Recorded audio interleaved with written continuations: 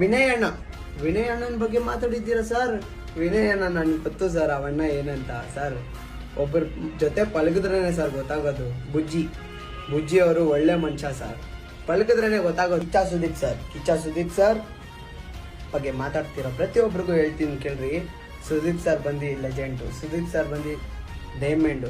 ಅಥವಾ ಏನು ನಾವು ಎಲ್ಲ ಏನ್ ಅನ್ಕೊಬಿಟ್ಟಿದ್ವಿ, ವಿನಯ್ ಗೌಡ ಏನು ಹೊರಗಡೆ ಅವ್ರನ್ನ ನೀನ್ ಮಾಡಕ್ ಆಗಿಲ್ಲ ಅಂತಂದ್ರೆ ಹೋಗ್ತಾ ಇರು ಅಂತ ಏನೋ ವಿನಯ್ ಗೌಡ ಹೇಳದ್ನೋ. ಆಕ್ಚುಲಿ ಆ ಒಂದು ಮಾತಿಗೆ ವಿನಯ್ ಗೌಡನ ಮೇಲೆ ಸಿಕ್ಕಾಬಿಟ್ಟೆ ಕೋಪ ತಗೊಬಿಟ್ಟಿರ್ತಾನೆ ಅಮ್ಕು.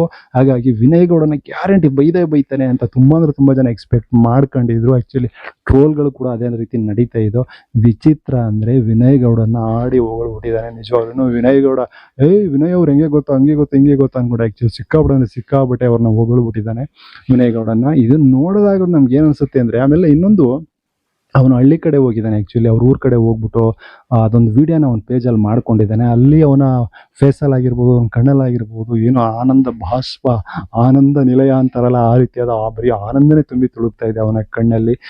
ಅಂತ ಅಂದರೆ ಅವನು ಬಿಗ್ ಬಾಸ್ ಹೋಗೋದು ಪಕ್ಕ ಅಂತ ಅವನ ಮುಖವನ್ನು, ಅವನ ಕಣ್ಣುಗಳನ್ನು ನೋಡಿದಾಗಲೇ ಎಲ್ಲರೂ ಕೂಡ ತಿಳ್ಕೊಬೋದು. ಹಾಗಾಗಿ ಆ್ಯಕ್ಚುಲಿ ವಿನಯ್ ಅವ್ರನ್ನ ಸಿಕ್ಕಾಬಿಟ್ಟೆ ಹೊಗಳ್ತಾ ಇದ್ದಾನೆ ಅಂತಂದರೆ ಪಕ್ಕ ಅವನು ಬಿಗ್ ಬಾಸ್ಗೆ ಸೆಲೆಕ್ಟ್ ಆಗಿದ್ದಾನೆ ಅಂತ ಅನ್ನಿಸ್ತೈತೆ. ಆಮೇಲೆ ಕಿಚ್ಚ ಸುದೀಪ್ ಅವ್ರನ್ನು ಅಷ್ಟೇ ಸಿಕ್ಕಾಬಿಟ್ಟೆ ಹೊಗಳಿದ್ದಾನೆ. ಅದನ್ನ ನೋಡಿದಾಗಲೂ ಕೂಡ ನಮಗೆ ಇವನು ಹೊಗಳ್ತಾ ಇದ್ದಾನೆ ಅಂದರೆ ಎಲ್ಲೋ ಅಲ್ಲಿ ಇದು ಸ್ವೀಟು ಸಿಕ್ಕಿದೆ, ಸಿಹಿ ಸಿಕ್ಕಿದೆ, ಅದಕ್ಕೋಸ್ಕರ ಹೊಗಳ್ತಾ ಇದ್ದಾನೆ ಅಂತ ಆರಾಮಾಗಿ ತಿಳ್ಕೊಬೋದು. ಆಲ್ಮೋಸ್ಟ್ ಬಿಗ್ ಬಾಸ್ಗೆ ಸೆಲೆಕ್ಟ್ ಆಗಿರ್ತಾನೆ. ಆದರೆ ನೀವು ಕೇಳ್ಬೋದು, ಮತ್ತು ವಿನಯ್ ಗೌಡ ಅವರು ಆ ಒಂದು ಪ್ರೋಮೋದಲ್ಲಿ, ಅಗ್ನಿ ಪರೀಕ್ಷೆಯ ಆ ಒಂದು ಪ್ರೋಮೋದಲ್ಲಿ ಯಾಕೆ ಆತನನ್ನು ನೀನು ಇಂಪ್ರೆಸ್ ಮಾಡೋಕ್ಕಾಗಿಲ್ಲ ಅಂದರೆ ಹೋಗ್ತಾ ಇರು ಅಂತ ಯಾಕೆ ಹೇಳಿದ್ರು, ಅವ್ನು ಯಾಕೆ ಹೊರಗಡೆ ಬಂದ, ಇದೆಲ್ಲವೂ ಪ್ರಶ್ನೆಯಾಗಿ ಉಳಿದಿದೆ. ಆಲ್ಮೋಸ್ಟು ಇದು ನೋಡಿ, ಅದು ಬಂದ್ಮೇಕೆ, ಆ ಪ್ರೋಮೋ ಬಂದ್ಮೇಕೆ ಆ್ಯಕ್ಚುಲಿ ಬಿಗ್ ಬಾಸ್ ಬಗ್ಗೆ ಒಂದು ಹೈಪ್ ಯಾವ ರೀತಿ ಕ್ರಿಯೇಟ್ ಆಯಿತು ನೋಡಿ. ಆ್ಯಕ್ಚುಲಿ ಹಳ್ಳಿ ಪವರ್ ಬರ್ತಾ ಇದೆ, ಆ ಹೈಪ್ ಇಲ್ಲ, ಆ ಹೈಪನ್ನೇ ಮರೆಮಾಚಿಸಿ ಆ್ಯಕ್ಚುಲಿ ಬಿಗ್ ಬಾಸ್ದು ಈ ಒಂದು ಚಿಕ್ಕ ಒಂದು ಪ್ರೋಮೋ ಯಾವ ರೀತಿ ಒಂದು ಹೈಲೈಟ್ ಆಗಿದೆ. ಇವತ್ತು ಅಮ್ಕು ಯಾವ ರೀತಿ ಟ್ರೋಲ್ಗಳು ನಡೀತಾ ಇದೆ ಅಂತಂದರೆ, ಆ್ಯಕ್ಚುಲಿ ಅದಾಗಲಿ, ಆ ಟ್ರೋಲ್ಗಳಾಗಲಿ, ಈ ರೀತಿ ಫೇಮಸ್ ಆಗಲಿ ಅಂತಲೇ ಆ ಒಂದು ಟ್ರಿಕ್ಸನ್ನು ಯೂಸ್ ಮಾಡಿ ಆ್ಯಕ್ಚುಲಿ ಆ ಒಂದು ಅಗ್ನಿ ಪರೀಕ್ಷೆಯ ಒಂದು ಪ್ರೋಮೋನ ಬಿಟ್ಟಿರ್ತಾರೆ. ಅದು ಯಾರು ಬೇಕಾದ್ರೂ ತಿಳ್ಕೊಬೋದು ಬಿಡ್ರಿ. ಒಟ್ಟಿನಲ್ಲಿ ಏನೋ ಒಂದು ಟ್ವಿಸ್ಟ್ ಇರುತ್ತೆ, ಮತ್ತೆ ಅವನು ಬಿಗ್ ಬಾಸ್ ಮನೆ ಒಳಗಡೆ ಹೋಗ್ತಾನೆ. ಬಿಗ್ ಬಾಸ್ ಮನೆ ಒಳಗಡೆ ಹೋದ್ರೂ ಕೂಡ ಖಂಡಿತವಾಗಿಯೂ ನಮ್ಮ ಕನ್ನಡಿಗರು ಯಾರೂ ಸಪೋರ್ಟ್ ಮಾಡಲ್ಲ, ನಾನು ಸಪೋರ್ಟ್ ಮಾಡಲ್ಲ. ಯಾಕೆ ಅಂತಂದರೆ ಎಲ್ಲಿಂದನೋ ಬಂದ್ಬಿಟ್ಟು ಇಲ್ಲಿ ಆ್ಯಕ್ಚುಲಿ ನಮ್ಮ ಕನ್ನಡದವ್ರನ್ನೇ ಇದು ಬಿಗ್ ಬಾಸ್ ಶೋಲಿ, ಕನ್ನಡ ಶೋ ಇದು, ನಮ್ಮ ಕನ್ನಡದವ್ರನ್ನ ಆಯ್ಕೆ ಮಾಡ್ಕೊಳ್ಳೋದಾನೆ. ನಾವು ಏನೋ ತಮಿಳ್ನಾಡಿಂದ ಬಂದಂಥವ್ರನ್ನ ಇಂಥವ್ರನ್ನೆಲ್ಲ ಆಯ್ಕೆ ಮಾಡ್ಕೊಂಡು ಇವ್ರನ್ನೆಲ್ಲ ತಲೆ ಮೇಲೆ ಕೂರಿಸ್ಕೊಳ್ಳೋಕ್ಕಾಗತ್ತೆ? ಖಂಡಿತವಾಗಿಯೂ ಯಾರು ಕೂಡ ಸಪೋರ್ಟ್ ಮಾಡಲ್ಲ.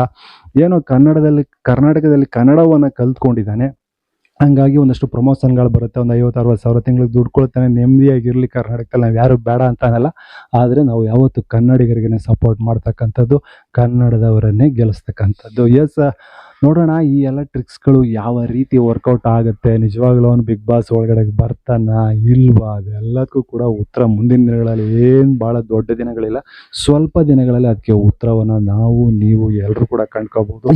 ಇನ್ನೊಂದು ಕಡೆ ಆ್ಯಕ್ಚುಲಿ ಇವತ್ತು ನಮ್ಮ ಅಮ್ಕು ಅವರು ಸಿಕ್ಕಾಬಿಟ್ಟೆ ಟ್ರೋಲ್ಗಳಾಗ್ತಾ ಇದ್ದಾರೆ. ಇವರನ್ನ ಬಿಗ್ ಬಾಸ್ ಯಾವುದೇ ಕಾರಣಕ್ಕೂ ಕರ್ಕೋಬೇಡಿ ಹಾಗೆ ಹೀಗೆ ಅಂತ ಎಲ್ಲ ಟ್ರೋಲ್ಗಳನ್ನ ಮಾಡ್ತಾ ಇದ್ದಾರೆ.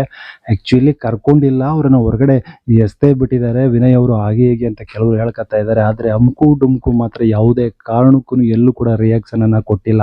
ಇದೆಲ್ಲವನ್ನು ಕೂಡ ನೋಡಿದಾಗ ಆ್ಯಕ್ಚುಲಿ ನಮ್ಮ ಕನ್ನಡಿಗರು ಒಂದು ಪ್ರಶ್ನೆ ಕಾಡುತ್ತೆ, ಏನು ಅಂತ ಅಂದರೆ, ಯಾವುದೇ ಕಾರಣಕ್ಕೂ ಬಿಗ್ ಬಾಸ್ ಮನೆಗೆ ಹೋಗ್ಬೇಕಾದಂಥವರು ಯಾವುದೇ ಒಂದು ರಿಯಾಕ್ಷನ್ ಅನ್ನ ಕೊಡಬಾರ್ದು. ಅಂದರೆ ನಾನು ಹೋಗಲ್ಲ ಅಂತ ಎಲ್ಲೂ ಸೋಷಿಯಲ್ ಮೀಡಿಯಾದಲ್ಲಿ ಆಗಿರ್ಬೋದು, ಯಾವುದೇ ಮೀಡಿಯಾದಲ್ಲಿ ಕಾಣಿಸ್ಕೋಬಾರ್ದು. ಅದೊಂದು ರೂಲ್ಸನ್ನು ಬಿಗ್ ಬಾಸ್ ಅವ್ರು ಮಾಡಿರ್ತಾರೆ, ಅದನ್ನು ಫಾಲೋ ಮಾಡ್ತಾ ಇದ್ದಾನೆ ಅಮ್ಕು. ಅದಕ್ಕೋಸ್ಕರ ಅವನು ಬಿಗ್ ಬಾಸ್ ಬಗ್ಗೆ ಎಲ್ಲೂ ಮಾತಾಡ್ತಾ ಇಲ್ಲ, ಅವನದೇ ಆದ ಪೇಜಲ್ಲೂ ಕೂಡ ಮಾತಾಡ್ತಾ ಇಲ್ಲ ಅಂತ ತುಂಬ ಜನ ತಿಳ್ಕೊಂಡು